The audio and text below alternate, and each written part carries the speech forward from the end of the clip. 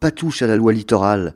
Les députés ont supprimé ou réduit la portée ce vendredi matin de plusieurs dérogations à la loi littorale introduites en commission. Les installations photovoltaïques, par exemple, ne bénéficieront pas d'exemption et le comblement des dents creuses ne pourra pas se faire dans la bande des 100 mètres du littoral. Les familles du Bugallet-Braise jettent l'éponge. Presque 15 ans après le drame qui a coûté la vie à 5 marins au large de l'Angleterre le 15 janvier 2004, les familles des victimes ont annoncé qu'elles se désengageaient de la procédure menée outre-Manche. En cause, une réduction du périmètre de la procédure juridique qui fait que désormais, il n'y a plus grand-chose à en attendre. L'épave qui attend dans le port militaire de Brest depuis 14 ans devrait être détruite prochainement.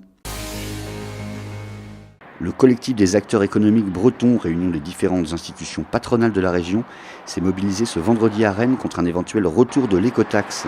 Le collectif voit dans le rapport du Conseil d'orientation des infrastructures le risque d'une version 2 du projet qui avait provoqué la création du mouvement des bonnets rouges. Il pointe les risques d'une telle mesure sur la compétitivité et l'emploi en Bretagne.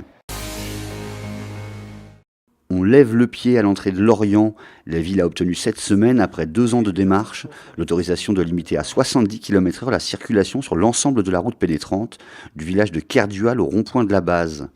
L'axe, fréquenté par 50 000 véhicules chaque jour, est régulièrement le théâtre d'accrochages.